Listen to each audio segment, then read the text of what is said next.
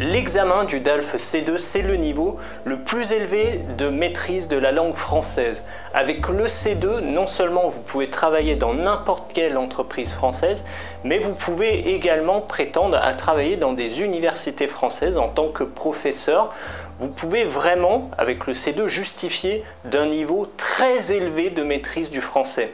Le niveau C2, c'est vraiment, vous pouvez lire n'importe quel livre, n'importe quel journal, vous pouvez comprendre des mots que vous ne connaissez pas grâce au contexte simplement dans lequel ils sont écrits.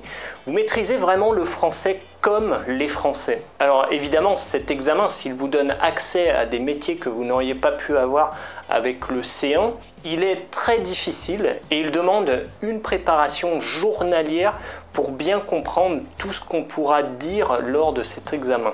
Dans le DALF C2, vous allez toucher des aspects de la société française, tels que la laïcité par exemple, qui sont vraiment très précis et qui doivent amener sur le débat. Vous devez avoir un point de vue face à ces problématiques. Et je vous donne vraiment une astuce qui vous permettra de bien préparer votre entraînement. C'est à chaque problématique donnée, ce que vous entendez à la radio ou à la télé, vous devez avoir votre propre point de vue et pouvoir le défendre avec des arguments concrets. Pour vous aider, évidemment, vous pouvez suivre cette chaîne, vous pouvez suivre la playlist L'analyse du journal, dans laquelle je donne vraiment des informations de tous les jours avec une analyse et avec des arguments qui peuvent vous apporter de la pertinence pour votre examen. La particularité de cet examen, c'est qu'il n'a que 2 épreuves. Et oui, en réalité, les épreuves de compréhension et de production sont regroupées, ce qui fait qu'on a une épreuve de compréhension-production écrite et une épreuve de compréhension-production orale. Et c'est dans ce regroupement que réside la difficulté. À l'écrit, vous allez avoir entre 2 et 3 documents qui font autour de 2000 mots, des textes qui sont relativement difficiles avec normalement des expressions typiquement françaises, avec peut-être un aspect littéraire dans les textes et ce ne sera pas évident de les comprendre. Et à partir de ces textes, vous devrez vous-même proposer un point de vue par rapport à la thématique des textes. Vous devrez donc défendre un point de vue, et là il n'est pas question de faire une structure classique comme on pourrait la faire au B2 avec les avantages, les inconvénients, et puis je donne mon avis. Ici il faut vraiment, en 700 mots, convaincre l'examinateur de votre point de vue. Il va falloir utiliser également des phrases, des structures de phrases qui sont complexes avec des pronoms relatifs. Il va falloir montrer que vous maîtrisez du vocabulaire et il va falloir que vous utilisiez également des synonymes pour éviter les répétitions. Dans la partie écrite, il va falloir en 700 mots, 3h30, que vous montriez que vous maîtrisez bien le français et que vous n'avez pas peur de prendre des risques. S'agissant de la partie orale, vous allez avoir un document de 15 minutes, c'est très long, que vous écouterez 2 fois. Et dans ces 15 minutes, vous allez devoir prendre des notes. C'est une épreuve extrêmement difficile. Si vous n'avez pas l'habitude d'écouter le français, n'y allez même pas.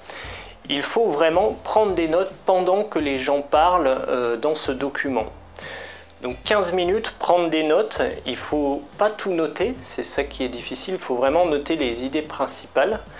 Et à partir de vos notes, vous allez devoir faire un compte-rendu du document sonore. Donc c'est la première partie de l'épreuve orale.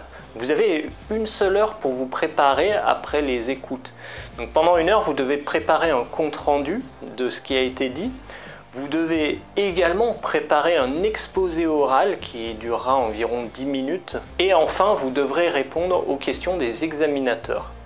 Alors vous voyez, l'oral, il est très concentré. Il faut d'abord écouter les textes, prendre des notes. Ensuite, vous devez préparer votre compte-rendu, préparer votre exposé. Tout ça en seulement 1 heure. Et ensuite, vous êtes face à l'examinateur. Vous avez 20 minutes de passage pour faire votre compte-rendu et votre exposé.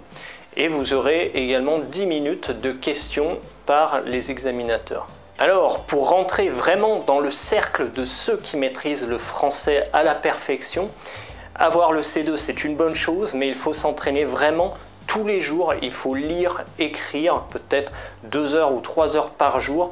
Il faut vous entraîner à écouter la télé également pendant 2 heures ou 3 heures par jour et vous entraîner à parler avec des Français. Ça ne se fera pas tout seul et il faut vraiment vous préparer bien à l'avance pour passer cet examen. Voilà, le DALF C2, c'est vraiment rentrer dans le cercle des initiés. Disposer de ce diplôme, ça démontre vraiment que vous avez une maîtrise excellente du français aussi bien à l'écrit qu'à l'oral. Et pour ceux qui vont passer l'examen prochainement, je vous souhaite vraiment bon courage et je vous dis à très bientôt dans une prochaine vidéo.